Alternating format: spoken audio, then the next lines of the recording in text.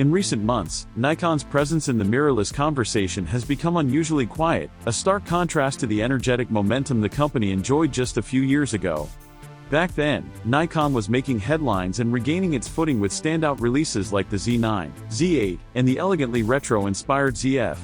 These cameras were more than just products, they were statements, demonstrating that Nikon could not only compete in the mirrorless market but also set new standards for innovation, design, and performance. Yet today, the sudden silence from Nikon has left enthusiasts and professionals alike questioning the state of one of its most anticipated lines, the long-awaited Nikon Z7 III.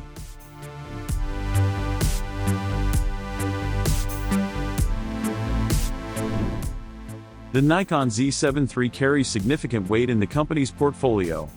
It is intended to succeed the Z7 series, which has historically represented Nikon's dedication to high-resolution, stills-focused photography.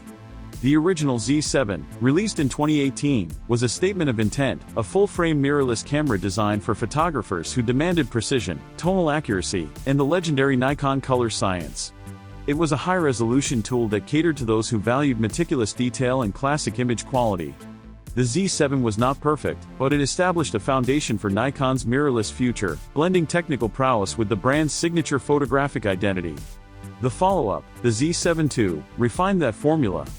It incorporated dual processors, more reliable autofocus, and improved operational stability, quickly becoming a go-to option for professionals shooting landscapes, portraits, studio work, or any situation requiring high detail and consistency. For several years, the Z7 II filled a crucial role in Nikon's lineup. But the current gap has been striking. The Z7 III, intended to carry the series forward, has yet to arrive. There have been no teasers, no official leaks, and no hints from Nikon leadership. In a market that evolves rapidly, a 5-year wait feels exceptionally long. Meanwhile, competitors are moving forward aggressively, leaving Nikon's high-resolution flagship segment in an awkward limbo. Sony and Canon, in particular, have pushed the envelope in recent years. Sony's A7 RV has raised expectations for resolution, autofocus intelligence, and computational imaging, while Canon's EOS R5 continues to impress with its hybrid capabilities, offering both high-resolution stills and robust video performance. Even within Nikon's own lineup, the Z8 and Z9 have dramatically shifted perceptions, showcasing advances in autofocus speed, video capabilities, and overall technological maturity. In contrast, the Z7 series appears frozen in time, creating a sense that a vital part of Nikon's photographic identity has stalled. Industry insiders and longtime Nikon followers have offered several possible explanations for this prolonged silence. One possibility is a rebranding strategy. Nikon has recently explored new directions, from the retro-styled ZF to rumored future lines like the ZD or ZR. Some speculate that the Z7 line might be absorbed or renamed to better align with Nikon's evolving hybrid focus vision. Such a move could integrate photography-centric models with features aimed at video creators, blurring the line between pure stills cameras and hybrid systems. If this is the case, it might explain why the Z7 III appears delayed, as the company evaluates how to position its high-resolution cameras in a market increasingly dominated by hybrid expectations. Another theory revolves around the identity of the Z7 line itself. Historically, Z7 cameras have been marketed as tools for photographers who prioritize image quality above all else.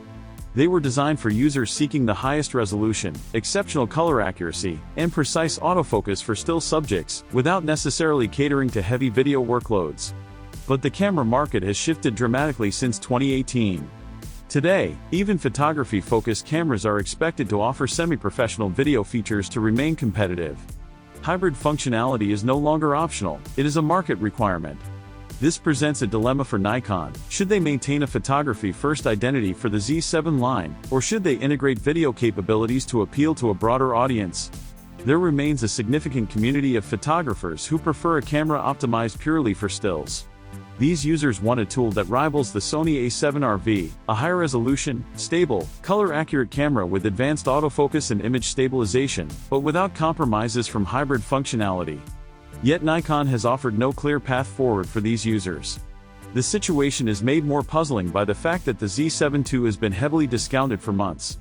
Deep price reductions, bundle deals, and extended promotions typically signal an imminent product refresh. However, the Z7 III remains absent, intensifying speculation about the line's future. The recent collaboration with Red Digital Cinema may also play a role.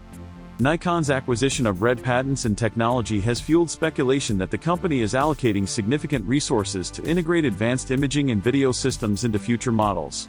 While this partnership promises to strengthen Nikon's position in cinematic and hybrid cameras, it may also contribute to delays for models focused primarily on high-resolution still photography. As a result, the Z7 III, traditionally a photography-centric tool, may be taking a backseat while Nikon focuses on expanding its hybrid and video capabilities in cameras like the Z8 and Z9. This shift highlights a broader challenge. The Z7 series has always been about photography, not video. Its audience values resolution, color fidelity, and precise control. Yet recent Nikon releases have emphasized hybrid performance, integrating advanced video codecs, raw video capabilities, and streamlined workflows for filmmakers. This raises a critical question: where does a dedicated photography-focused Z7 III fit in today's market? Releasing a still-centric camera now carries risks, as hybrid cameras dominate industry conversation and consumer expectations. At the same time, failing to offer a high-resolution stills camera may alienate longtime Nikon users, who could look elsewhere for precision and detail. Competitors underscore this tension. Sony's A7 IV delivers 61 megapixels, AI-assisted autofocus, exceptional in-body stabilization, and consistent performance. Panasonic's S1R series also appeals to photographers prioritizing resolution and image fidelity. Nikon, which once commanded this high-resolution segment with cameras like the D850, now faces the risk of losing its leadership in this space. The Z7 III, if handled incorrectly, could represent not only a delayed release but also a strategic misstep in a market where precision-focused cameras are still highly valued. Timing has always been a delicate factor for Nikon. The company was late to fully embrace mirrorless technology, launching early models like the Z6 and Z7 with underdeveloped autofocus. It took years of firmware updates to bring them up to competitive standards.